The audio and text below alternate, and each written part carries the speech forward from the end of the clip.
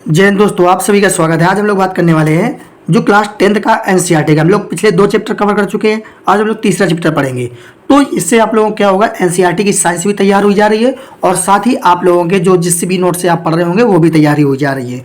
तो एनसीईआरटी में आप लोगों को क्या क्या पढ़ना है, चैप्टर में क्या क्या इंपॉर्टेंट है, क्योंकि बहुत सारे बच्चों को समझ में ही नहीं आ रहा था कि हमें क्या पढ़ना है। तो वो पॉइंट मैं कवर करा दे रहा हूँ। तो जब भी आप जहाँ भी होगे, अगर आपको कोई चैप्टर कवर करना होगा तो आप वीडियो खोलोगे और 10 से 15 मिनट के लेक्चर में आप पूरा का पूरा चैप्टर रिवाइज कर लोगे।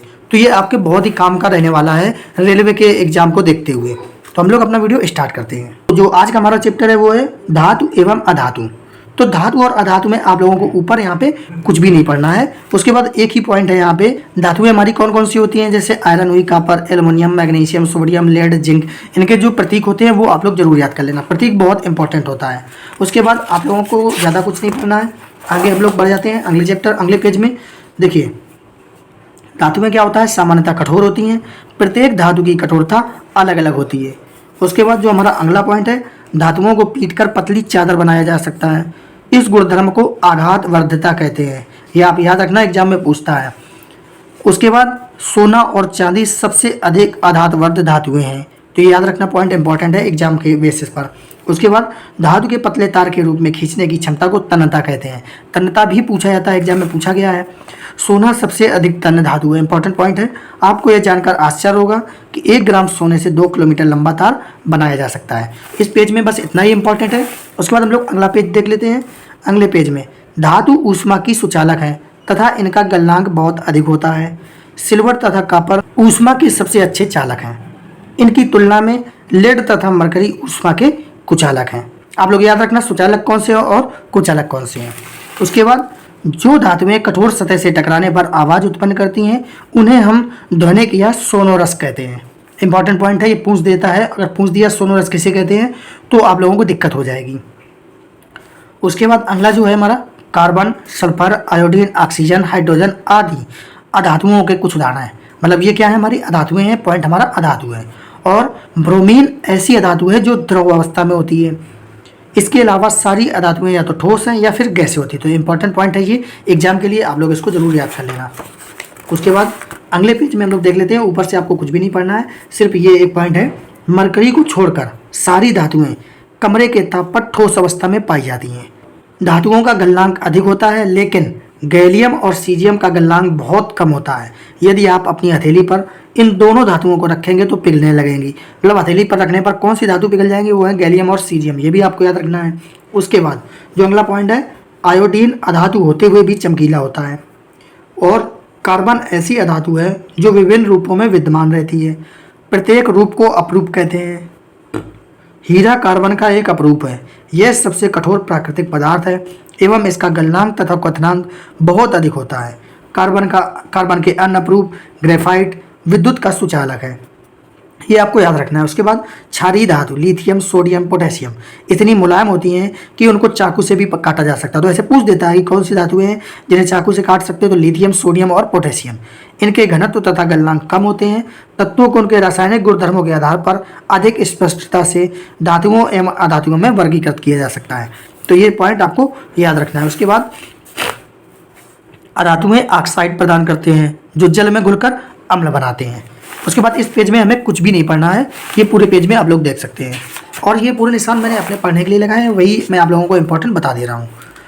अब आप देख सकते हैं आगे, अगर धातु और ऑक्सीजन क्रिया करें तो क्या बनेगा, धातु ऑक्साइड बनेगा। तो आपको थ्योरी पढ़ने की जरूरत नहीं है, बस इतने पॉइंट से समझ में आ जाएगा। उसके बाद जब कॉपर को वायु की उपस्थिति में गर्म किया जाता है तो वह ऑक्सीजन के साथ मिलकर काले रंग का कॉपर ऑक्साइड बना देता है। ये आपकी रिएक्शन लिखी हुई है। उसके बाद इसी प्रकार एल्यूमिनियम ऑक्साइड बना लेता है। ये रिएक्शन लिखी हुई है, आप लोग इसको एक बार जरूर पढ़ लेना।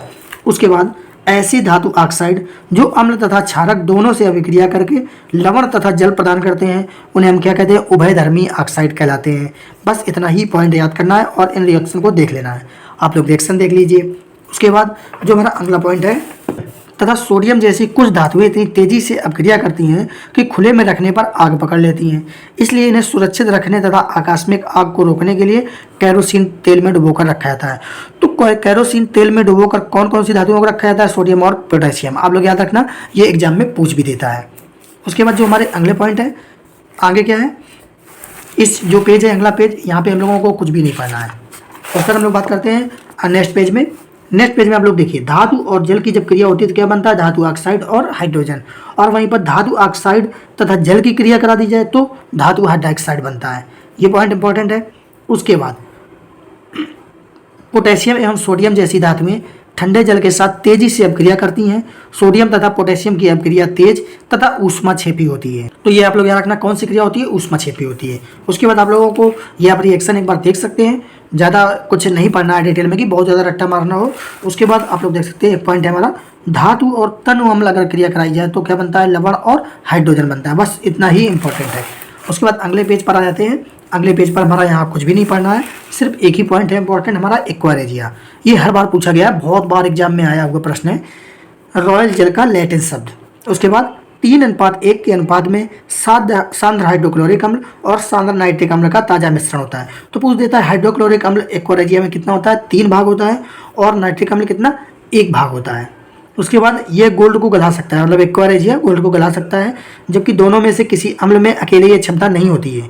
एक्वारेजिया भवकता द्रव होने के साथ प्रबल संचारक है। ये उन अभिकर्मकों में से एक है जो गोल्ड एवं प्लेटिनम को गलाने में समर्थ होता है।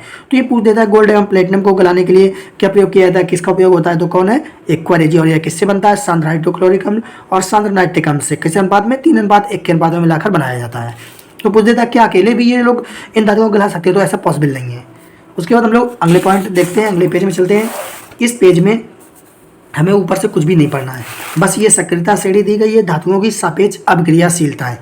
अब देखिए सबसे अधिक अभिक्रियाशील धातु कौन सी है, पोटेशियम है, और जो सबसे कम अभिक्रियाशील धातु है वो कौन सी है, गोल्ड है। तो ये सीरियल है, आप लोग ऊपर के 2 याद कर लेना और नीचे के 2 याद कर लेना बस। और ये ऊपर से नीचे तक घटता हुआ क्रम दिया हुआ है। उसके बाद अगला जो पेज है, अगले पेज में हमें कुछ भी नहीं पढ़ना है, कुछ भी हमारा इंपॉर्टेंट नहीं है। आगे चलते हैं, आगे हम लोग देख लेते हैं। तो इस पेज में हमें यहाँ ऊपर से कुछ भी नहीं पढ़ना है। ये हमारी कुछ गैसें लिखी हुई, जैसे उत्कृष्ट गैसें कौन कौन सी हैं, हीलियम, नियान, आर्गन, ये इनकी परमाणु संख्या है। और साथ ही ये इनके जो कोष हैं, इलेक्ट्रॉनों की संख्या है वो लिखी हुई है। तो आप लोग ये इलेक्ट्रॉनिक विन्यास याद करना बहुत जरूरी है। जैसे आर्गन का क्या होता है, 288, ये एग्जाम में पूछ देता है।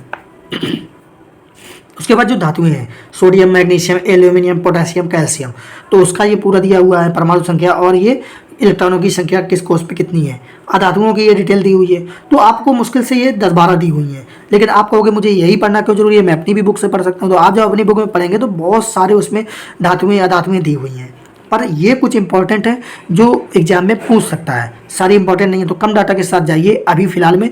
जब आप ये तैयार हो जाए तो आप जितना ज़्यादा से ज़्यादा पढ़ लें उतना अच्छा है।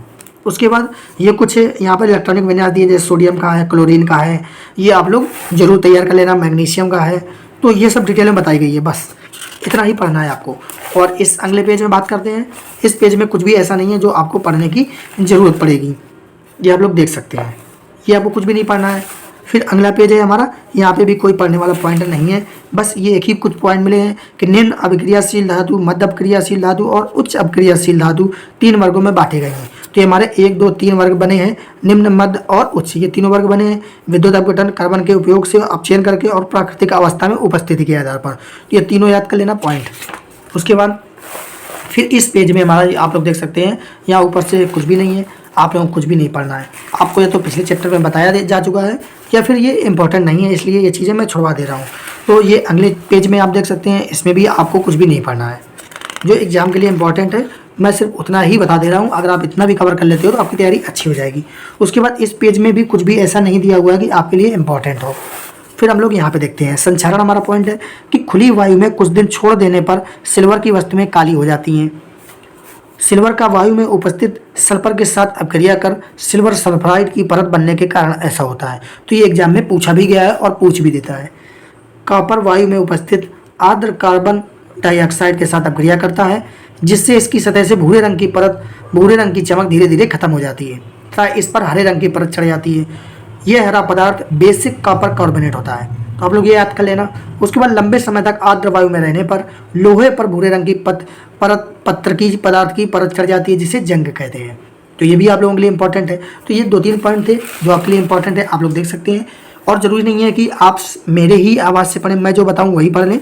अगर आप इसको देखकर भी पढ़ लेंगे ना तो आप जल्दी रीड कर पाएंगे, हर एक चीज़ अपने हिसाब से मैनेज कर सकते हैं।